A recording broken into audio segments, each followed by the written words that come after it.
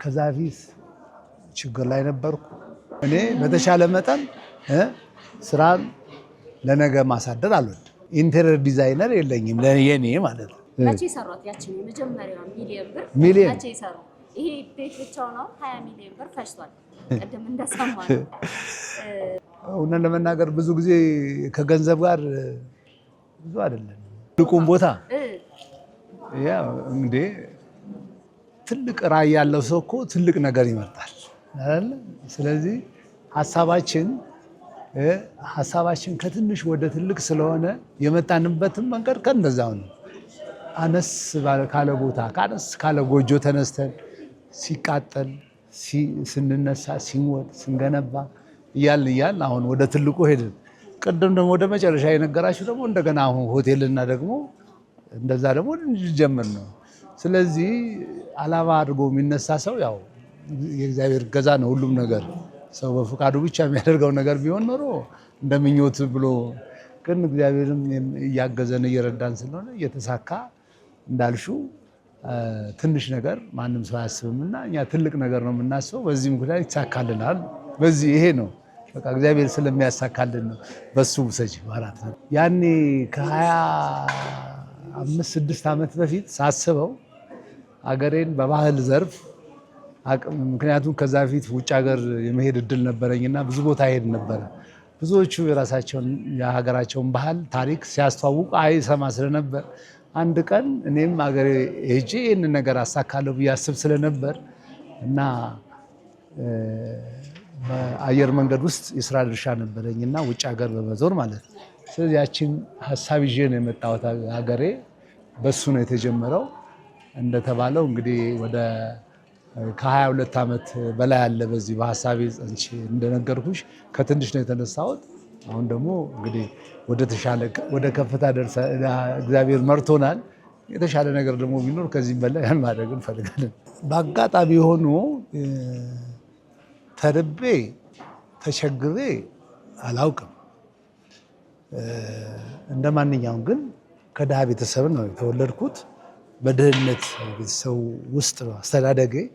ያኔ እጅግ በጣም ዝቅተኛ ገቢ ከነበራቸው ቤተሰብ ውስጥ ስለነበርኩ ምንም እንኳን በበላው አጥቼ ተቸግሬ ነበር ብዬ ባልልም ግን በዛ መስመር ያለፍኩ ሰው ነኝ።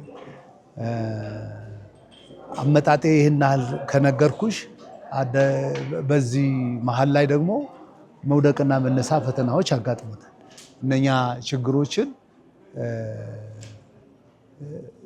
አንዳንድ ጊዜ ሰው ችግር ሲያጋጥመው ተስፋ ቆርጦ ይቀራል ወደኋላ። እኔ ግን ተስፋ አልቆርጥም። ነገም ሌላ ቀን ነው ብዬ ስለማስብ ተስፋ ስለማልቆርጥ አሁን የደረስኩበት ደረጃ ደርሻለሁ። ልጆቼን ቢሆን ይህንን ነገር ነው ሳስተምራቸው የነበሩትና ጥሩ የኔን ተፈለግ ስለተከተሉ ቢያንስ በደማቸው ውስጥ ይሄ አለ ብዬ አስባለሁ ማለት ነው። እንደነገርኩሽ ስለኔ ሌላ ሰው ነው መመስከር ያለበት። ጠንካራ ነው ደካማ ነው የሚለውን ነገር ቅድም ዮድ የሚለውን ነገር ነገርኩሽ። እኔ አሁን ዮድ ስሙን ስመርጥ ከዛ ፊት ችግር ላይ ነበርኩ። በማህበራዊ ህይወቴ ችግር ነበረብኝ። በማህበራዊ ሲባል መታሰር አለ፣ ትዳር አለ፣ ብዙ ነገር አለ። በእነዚህ ሁሉ ችግር ነበር የለም። ከነበረ ምን ነበረ የሚያውቀው ሰው ዮድ ይናገር ይመስክር የሚባለው ይመሰክራል። አሁንም በዚህ በስራው ጫና ወይም በስራው አፈጻጸም ላይ ጠንካራ ነህ ወይስ ደካማ ነህ የሚለውን እኔ አልመልሰውም። ግን እኔ በተሻለ መጠን ስራን ለነገ ማሳደር አልወድም። የጀመርኩትን ስራ ጨረስ። ይሄ አሁን የሁሉ ነገር የምታዩ የሌላ ሰው አይደለም። ኢንቴሪየር ዲዛይነር የለኝም ለኔ ማለት ነው። ይሄ አሁን እንግዲህ ምናልባት በየትኛው እውቀቱ ልትይኝ ትቻለሽ። ዩኒቨርሲቲ ገብቼ አልተማርኩም ምንም፣ ወይም ደግሞ ይሄ የአርት ስኩል ሄጄ ያንን ነገር ያስቀመጡ ነገር የለም። ሀሳቤን ለባለሙያ ገልጻለሁ። ባለሙያ የምፈልገውን ነገር ሲሰራልኝ ያምራል ብዬ የማስበው ነገር አምሮ አገኘዋለሁ። ሰው ይደነቅበታል። ስለዚህ ስራው አላቋረጥም አያቋርጥምም። እኔ ስራው የሚቋረጠው መቼ መሰለሽ?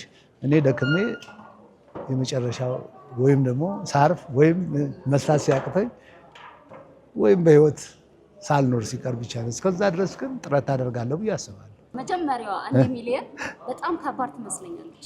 ያው እኛ ራሱ እንጥራለን አልደረስንባትም። ግን እርሱ መቼ ሰሯት ያችን የመጀመሪያዋ ሚሊዮን ብር መቼ ሰሩ? ይሄ ቤት ብቻው ነው 20 ሚሊዮን ብር ፈጅቷል። ቅድም እንደሰማነው መቼ ሰሩት? ሚሊዮን ብር በገንዘብ ብቻ አይቆጠርም እኮ የአእምሮሽንም ውጤት በገንዘብ ይለካል እኮ ሁሉም ነገር ይለካል። ስለዚህ በማቴሪያል በምን የሚባለው ነገር ነው እንጂ ብር ተቆጥሮ ነው ይሄ ሁሉ አሁን የተባለው ገንዘብ የተቆጠረ ይመስላል አይደለም። ግን ያው ስራው የሚጨርሰው ይሄን ያህል ተብሎ ስለሚነገር ነው። እኔ እውነት ለመናገር ብዙ ጊዜ ከገንዘብ ጋር ብዙ አይደለም። እንደሱ ቢሆን ኖሮ እኔ በጀመርኩበትና በኔ የስራ ዘርፍ ባሉት ሰዎች ጋር ኮምፔር ስታደርጉኝ ስታዩ ባለብዙ ህንፃዎች ባለቤቶች ናቸው። ለምን የሚለውን ነገር የራሱ ምክንያት አለው። እኔ እንደዛ በጣም በንግድ ዓለም በጣም የመጨረሻው ደረጃ ደርሼ እንዲህ መሆን አለብኝ ብዬ አይደለም አስበው። የዕለት ጉርሴን ካገኘው እግዚአብሔርን እያመሰገንኩ መኖር ከቻልኩ በጤና በሰላም በፍቅር መኖር ከቻልኩ ያቺ ነገር እንጂ ሚሊዮን ለመቁጠር አሁንም ወደፊትም እቅድ የለኝም።